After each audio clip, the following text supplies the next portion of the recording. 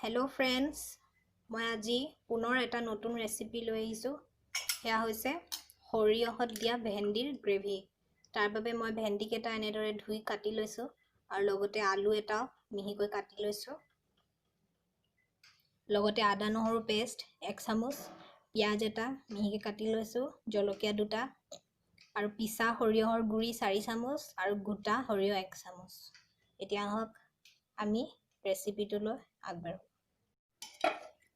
এতিয়া চাওক, কেৰাহীটো গেছত উঠাই লৈছোঁ। আমাৰ কেৰাহী গৰম হৈ গৈছে। এতিয়া মই ইয়াত অলপ তেল দিছোঁ।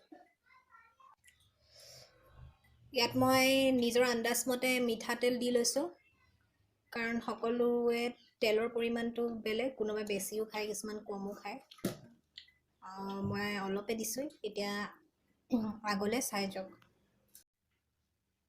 ইয়াত এতিয়া হালধি দিছোঁ 1/2 চামুচ,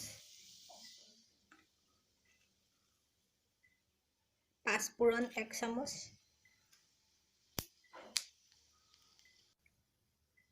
লগতে জলকীয়া দুটা দি দিছোঁ, অলপমান লৰাই দিওঁ।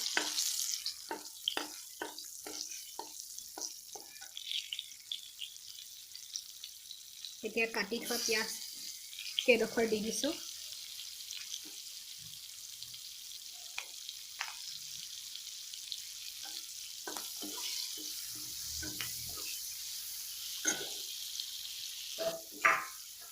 অলপ দেৰি পিঁয়াজখিনি ৰঙা পৰালৈকে অলপ ভাজি ল'ব। এতিয়া আদা নহৰু পেষ্টখিনি দি দিছোঁ আৰু অলপ দেৰি এনেদৰে লৰাব। এতিয়া কাটি থোৱা ভেন্দি কেইডোখৰ দি দিছোঁ।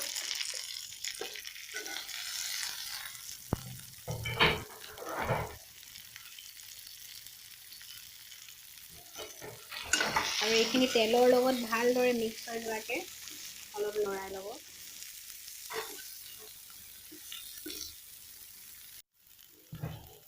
লগতে কাটি থোৱা আলু কেইটুকুৰা দি দিছোঁ। পুনৰ এনেদৰে অলপমান লৰাব। এয়া চব ভেন্দিখিনি অলপ ফ্ৰাই হৈ গৈছে। এতিয়া মই ইয়াত নিমখ 1 চামুচ দি দিছোঁ।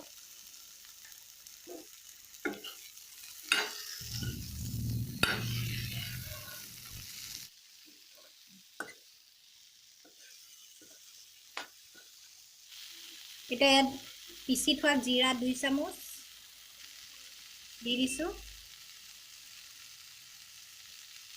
লগতে সৰিয়হখিনিও দি দিছোঁ।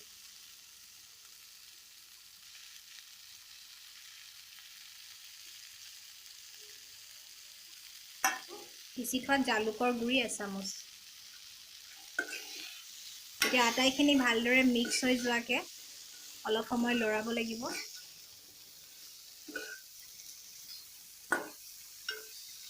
লগতে জলকীয়া গুড়ি 1/2 চামুচ দিছোঁ।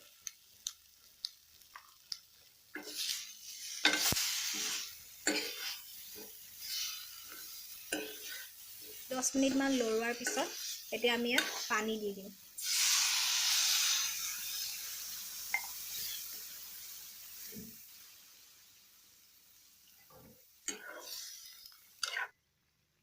অলপমান এনেদৰে লৰাই ভেন্দি আৰু আলুখিনি সিজিবৰ বাবে আমি ঢাকনিখন অলপ দেৰি দি থৈ দিম।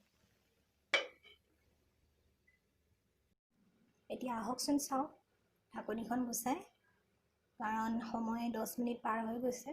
মই ঢাকনিখন গুচাই চাইছোঁ। এয়া চাওক, ভেন্দি আমাৰ তৈয়াৰ হৈ গৈছে। মই আপোনালোকক এটা বাতিতে উলিয়াই দেখাওঁ। এয়া চাওক ফ্ৰেণ্ডছ, আমাৰ সৰিয়হত দিয়া ভেন্দিৰ গ্ৰেভি ৰেচিপিটো তৈয়াৰ হৈ গৈছে। আপোনালোকে দেখিছে, সুন্দৰ হৈছে আৰু এই খাবৰ বাবেও অতি সোৱাদ হয়। আপোনালোকে আলহী আহিলেও অতি কম সময়ত সহজতে এইটো ৰেচিপি বনাব পাৰে আৰু নিশ্চয়কৈ আপোনালোকে এবাৰ ট্ৰাই কৰি চাব বুলি মই আশা কৰিছোঁ। লগতে যদিহে বনায় মোক কমেণ্টত জনাবলৈ নাপাহৰিব।